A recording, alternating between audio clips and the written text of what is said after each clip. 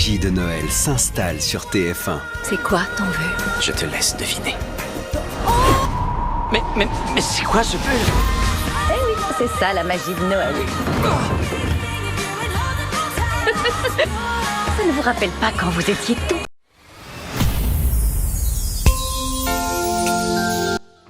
Ah, vous êtes là? Eh ben, c'est Noël, enfin! La période des fêtes, la meilleure période, se retrouver en famille, tout ça. Ça, c'est trop bien, c'est enfin Noël. Et je suis pas trop fan de Noël. Bon, franchement, je vois pas ce qui vous fait dire ça.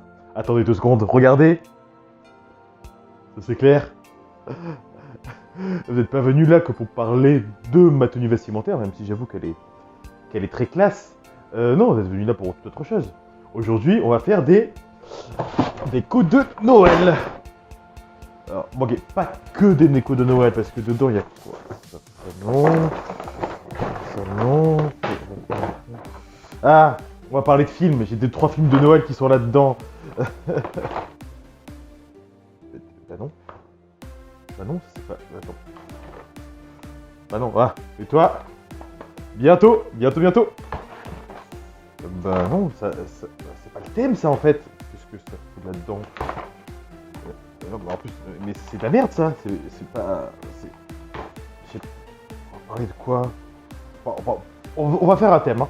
Je vais vous parler d'un film, mais qui est pas gnangnan, qui est pas neuneux, et qui parle d'action, et qui est tout public. Je sais pas trop de quoi parler, du coup.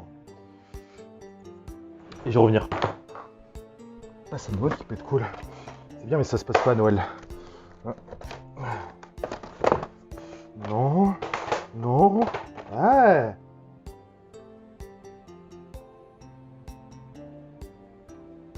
Ah bah non. Non. Non. Non. Oh, Gremlins. Oui, bah ça c'est bien. C'est bien, ça se passe. Ah, c'est pas assez tout public. J'ai pas assez d'infos là-dessus. Pas sur quoi ça peut passer. Un film de Noël, pas gnangnan, tout public. Oh là là, il faut vraiment que je trouve quelque chose. Je vais chercher sur la télé. Non.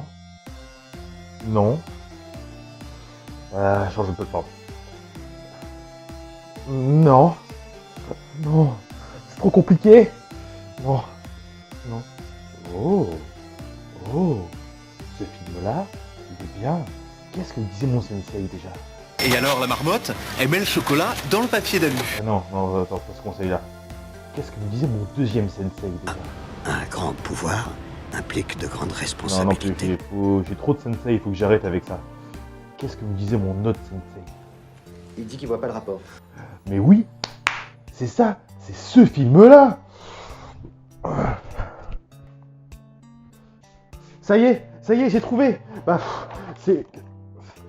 On va parler d'un film qui a révolutionné le genre du teen movie dans les années 90, qui avait donné un nouvel air à ce film-là. Et ben, vous savez quoi? Prenez un chocolat chaud, un pain d'épices, on attend que le Père Noël arrive. Mesdames et messieurs, aujourd'hui, on va parler de... Maman, j'ai raté l'avion.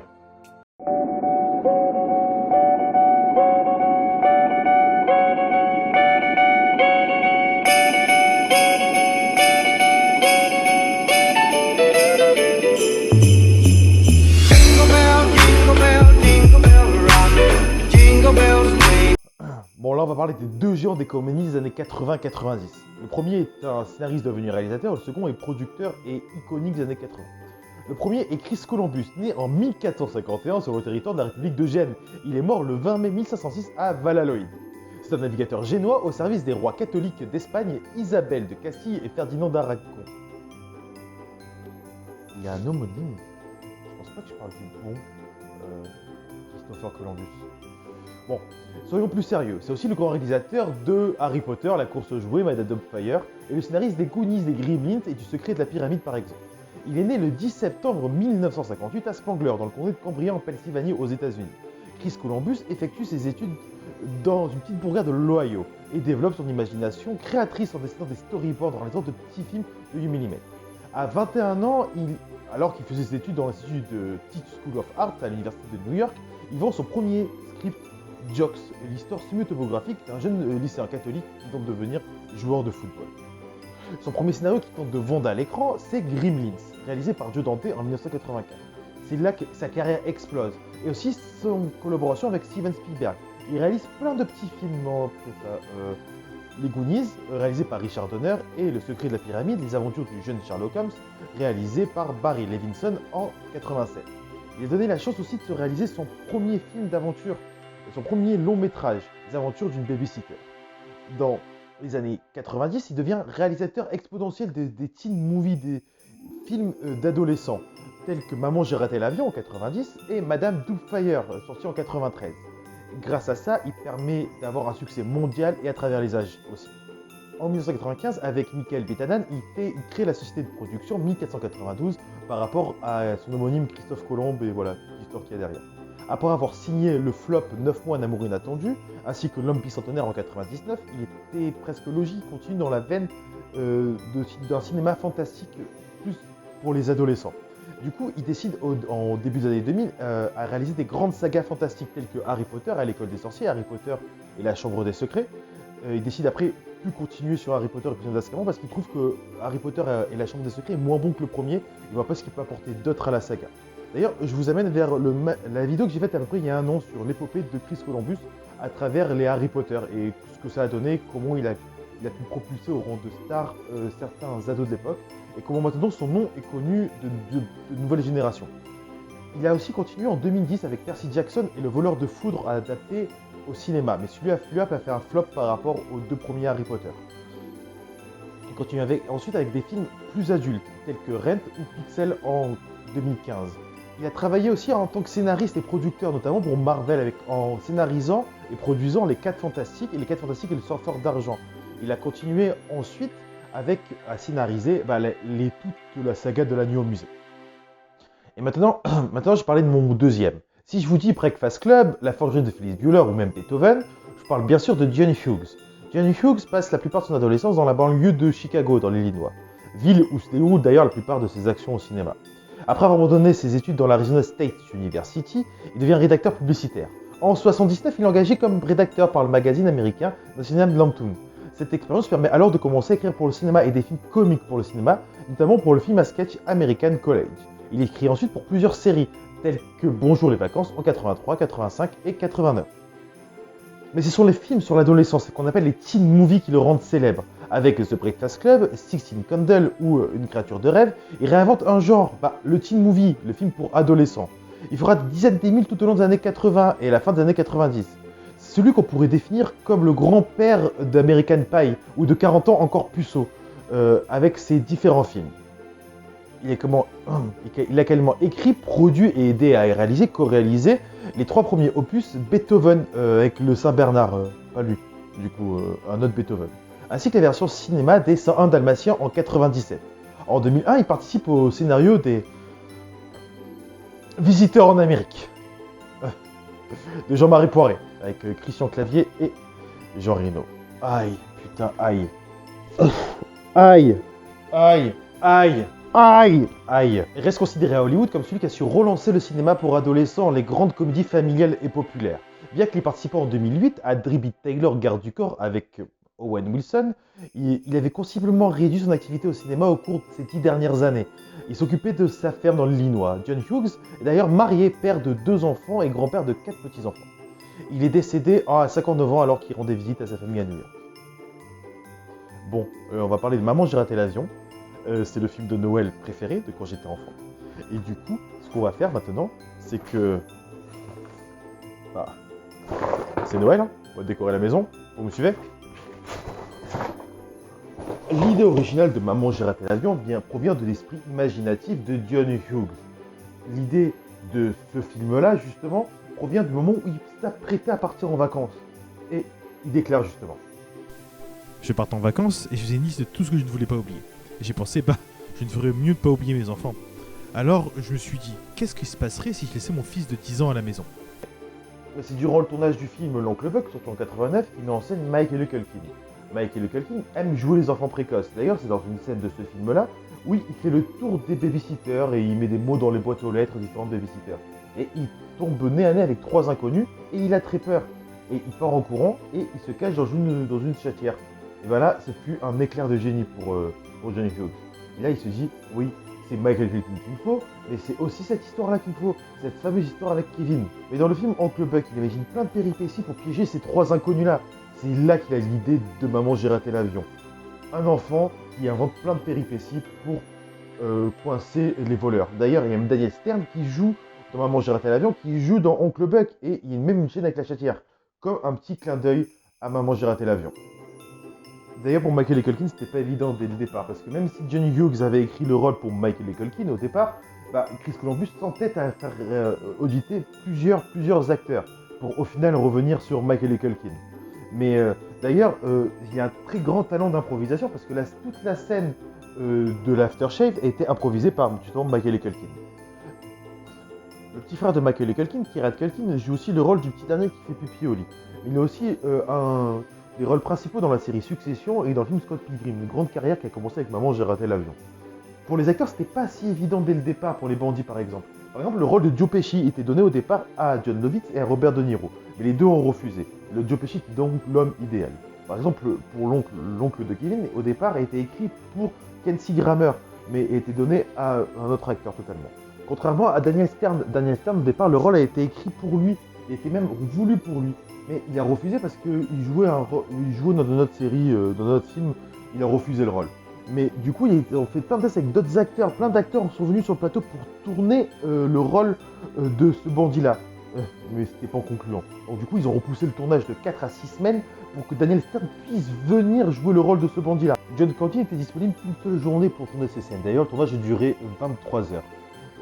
Il a été payé que $414 parce qu'en fait, au départ, c'était juste un service qu'il voulait rendre à Johnny Hughes pour tourner dans son film-là.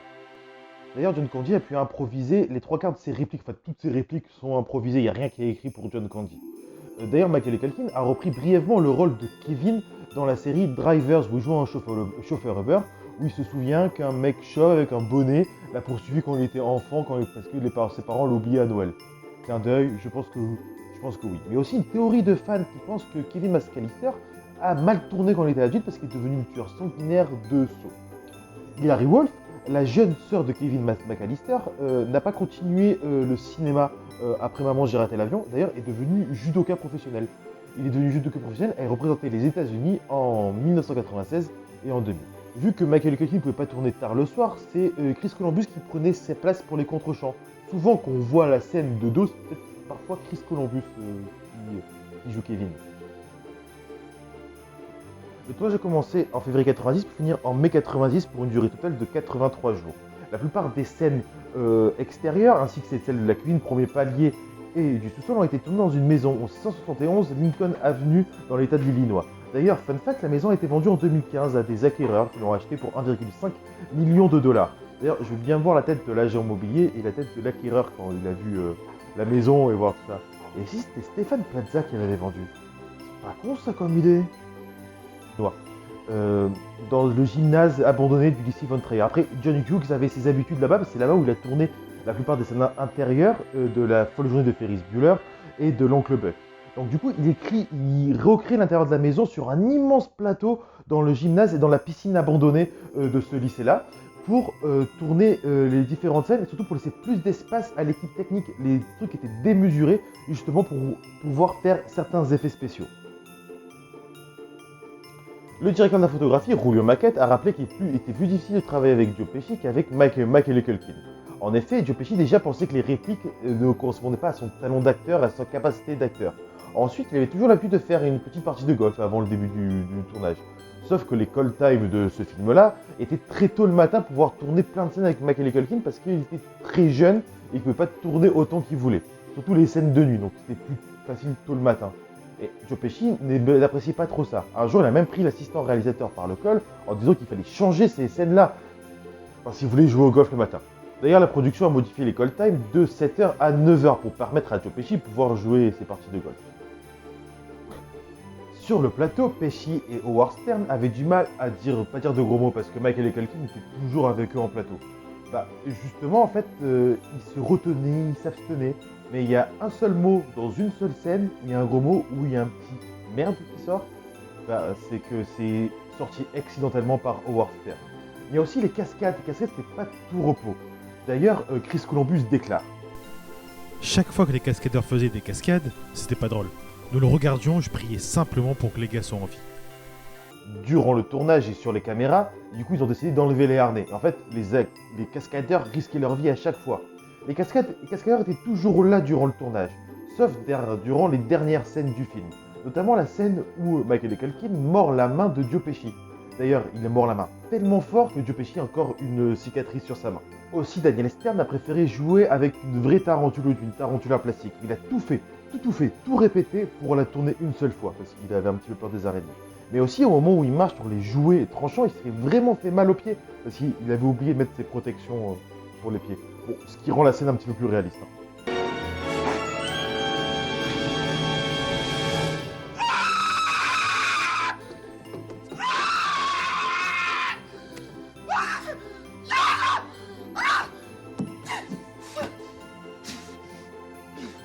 Tada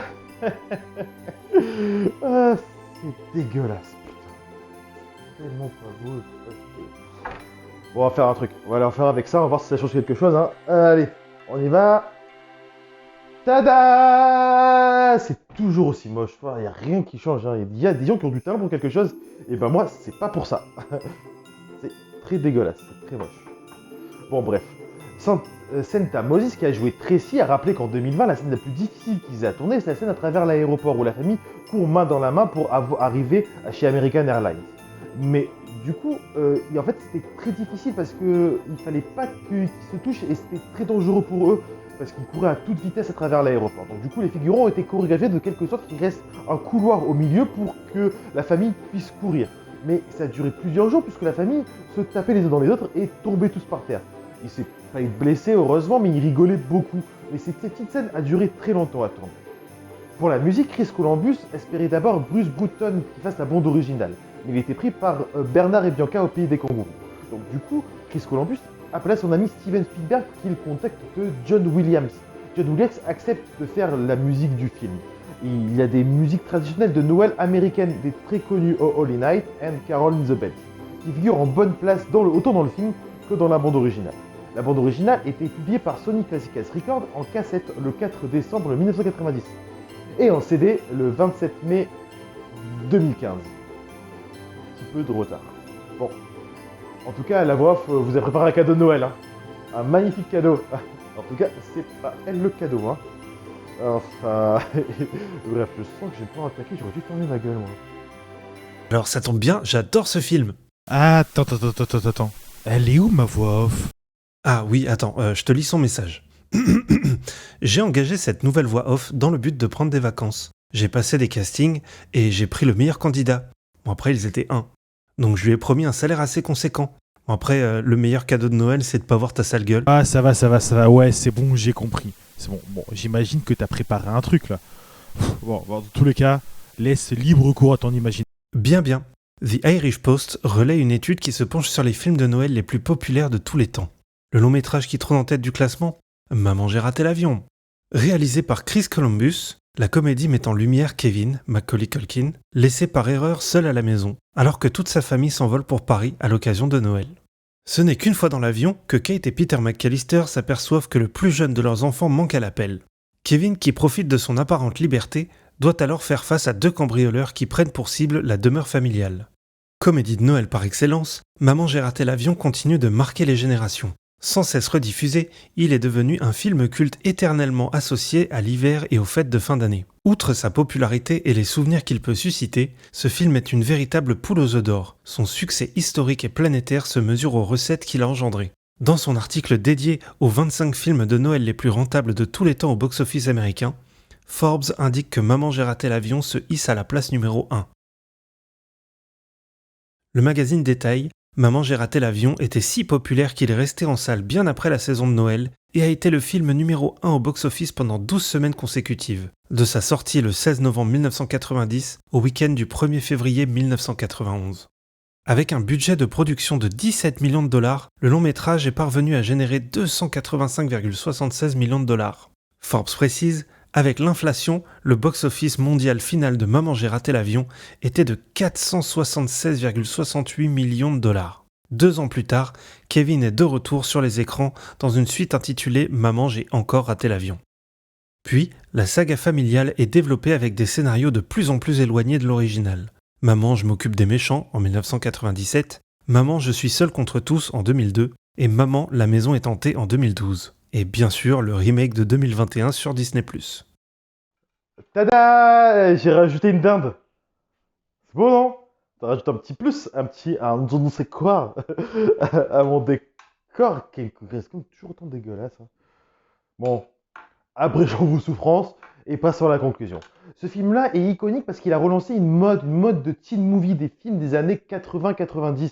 Des films qui ont bercé notre enfance, des films qui nous a accompagnés à Noël. On peut parler de Die Hard, on peut parler de plein de choses, mais ce film-là est quand même un bon film de Noël, un film qui passe chaque année, qui on prend plaisir à revoir. Parce que tout d'abord, c'est l'ambiance qu'il y a et le fait qu'on a toujours rêvé d'être tout seul chez nous, malgré que nos parents soient partis. Et surtout, la personnalité de Kevin McAllister fait tout dans le film. Et aussi le talent de Macaulay Culkin et des acteurs. Un très beau cast, très peu d'acteurs principaux, mais la magie est là. J'espère que vous avez apprécié cette vidéo sur Maman, j'ai raté l'avion. N'hésitez pas à commenter, à partager et à liker la vidéo. Et les gars, n'oubliez pas, vivez cinéma et joyeuses fêtes.